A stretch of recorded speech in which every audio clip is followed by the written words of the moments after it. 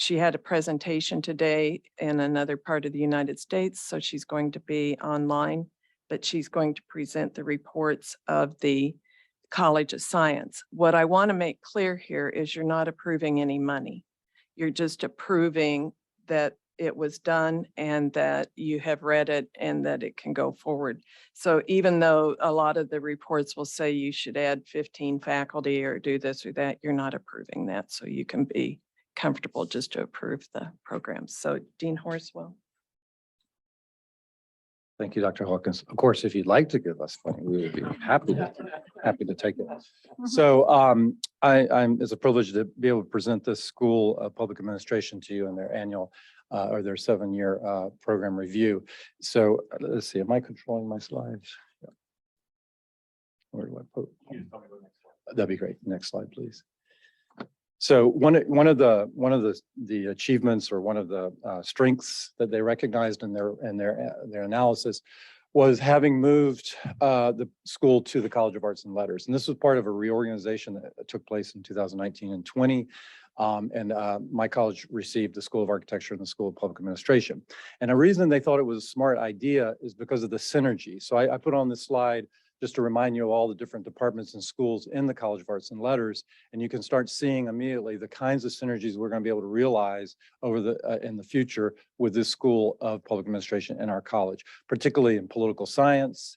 When you look at school communication and some things that they can do together, and also some of the interdisciplinary programs that we have.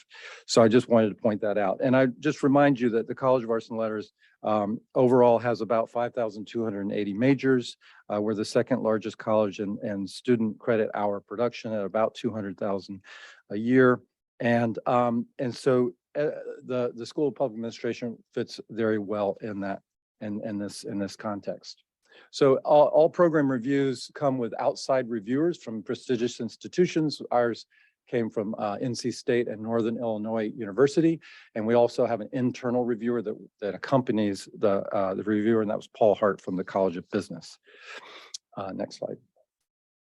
So I get so excited about this school because what they do is vital to our society. And this little quote kind of sums it up. If you think about it, this is a school that prepares our public servants, the folks who are out and doing public service in our governments, in our nonprofit organizations, NGOs, those kinds of agencies. And so our graduates are getting prepared through these different degrees I'm going to talk about to really serve the citizens of our country. Next slide. So these degrees, we have 4 different degrees, 2 bachelors, 2 masters, and then a PhD in this school. You'll see that you see the numbers of majors there, about 296 undergraduate. That was the last year of the review. Based on some of the recommendations that we're going to talk about, they've already put in place. Our majors have already grown to 385 this fall at the undergraduate level and 88 at the graduate level. So some of the improvements that we were making are already paying off. This is a department with faculty doing a lot of grant work. We have 4 National Science Foundation grants, one of which is being PI'd, the principal investigator is the director of the school, Alka Sapat, who's an amazing leader for the school. And she's running the university-wide advanced grant, which is to train the next generation of STEM faculty and students. And it's about fostering organizational change. So it makes so much sense for a public administration scholar to be running that grant. You'll notice we're very proud of that badge. We're ranked 81 in the country, so we're in a top 100 program in public affairs. Next slide. Some of the other strengths that the reviewers recognize was, first of all, the faculty. We have an incredible, very active faculty, and that's why we have that ranking. They're well known across the world, really. They publish strongly. And this is an example. I gave this guy a raise. He's actually an assistant professor, just hired, Professor Liu.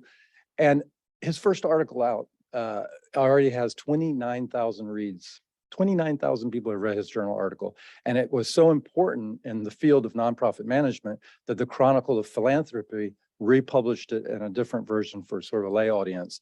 And so this is he's just indicative of the kind of faculty that we're hiring and retaining in that school. And then our students are doing great things. We have 100% placement rate of our PhDs. They go out and either work in government or become professors of public management. And then we have 2 auxiliary units in the school that the reviewers really thought great things about and also challenged us to do more with. First of all, I want to talk about the John Scott Daly Florida Institute of Government. This is an institute that's funded in part from the state. And their mission is to make sure that all of our governments here in the South Florida region have excellent training programs. So this institute is a revenue generating program. They go out and they do trainings of city clerks and city managers and folks that work in local governments. And that revenue comes back and enriches the school, supporting the faculty and the students through the surplus that it produces. If you think about it, it's pretty remarkable what they've done. Since 2017, they've conducted 2,000 workshops and seminars, 300 technical assistance projects, and have engaged over 40,000 public sector employees.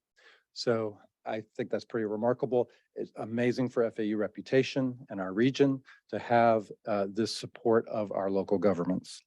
The other wonderful unit there is the Academy, the Leroy Collins Public Ethics Academy, which was gifted to us by a donor a few years ago, and that now is also doing great work in the public sector, focusing on ethics in the public sector. And because of that academy, we have a wonderful professor that's funded through that, Peter Cruz, who also serves on the Palm Beach County Commission on Ethics, and I think he's chairing that commission as well. So it's, again, wonderful representation of FAU in the community. Okay, so, and the revenue of the Institute, I thought you might like to hear, is about $1 million a year is what they produce. Last year was $1 million. This year they're on target to surpass that. They're already at $511,000 in revenue, and they just got started basically. I also would say that some of these institutes of governments went under during the pandemic. The one in Orlando, for example, disappeared, but ours survived the pandemic and actually thrived through it by going online and continuing the training programs. Okay, so next slide. So the some of the recommendations I've already kind of touched on. They want us to they recommend that we leverage even more what we're doing in the Institute of Government and the Leroy Collins Public Ethics Academy. And so this is something we've already started doing. We hope to expand that impact. And also leverage their boards. They have a board that has many great folks, great alumni. I guess Katie's gone, but a great alumni on that board. And I think it's a great way for us to activate our alumni even more. We've invested in marketing. They did not have a real strong marketing campaign, as the reviewers commented. And so we've already started a marketing campaign. And I have to say, SPA has created excellent digital marketing campaign with a landing page and with what they call a lead forms, and they've already reported incredible increase in interest in their programs just from investing in that marketing. Then there was a conversation about whether the master's in nonprofit management should continue as an independent degree or be folded into the other master's degree. We have 2 different opinions. These reviewers suggested we fold it in. The accreditors of the NASPA, which is their accrediting body, suggested we keep it separate. We actually are going to keep it separate for at least another year. It's been being rebuilt. This is a school that lost a lot of faculty to retirement. We've rebuilt it by hiring 3 new faculty. And we think the nonprofit sector in South Florida is a good one for us. And I have to give this faculty credit. They've already, as we talked about synergies in arts and letters, they've already started a 4+1 program. That's a bachelor's and master's combined program with our Department of Music. Why? many music students, they want to be professional performers out there, but frankly, they might not make it. So now they have another career path. They do the 4-year music degree, and then within 1 year, they have the nonprofit management degree as a master's. And so they can actually go out and run arts organizations, which is their passion, right? The arts. And so we hope to replicate that with theater and dance and also in visual arts. And in addition to that, the faculty took their advice and are creating 4+1s within the bachelor's and master's of public administration.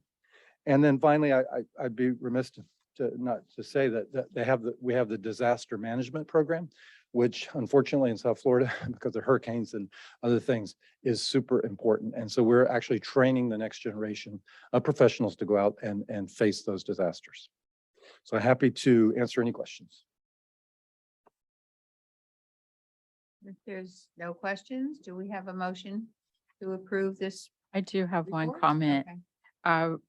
I was very pleased to learn that the Board of Governors has regulation or a proposed amendment to regulation 8.015, which can possibly eliminate the need to do the program reviews if the program already does a reaccreditation or a specialized accreditation review. So I know how much fun it is to do these because I've been involved, but there's a possibility that we'll be seeing fewer of these if this regulation goes through. And I'm sure Russ is already on top of this and excited about it. But if people want to comment on the regulation, it's open for, I think, maybe another week and a half for comment if there's anything that we think could be added to improve that regulation change. And so move to approve. Great, a second. All in favor? Aye. Great, thank you. Thank you.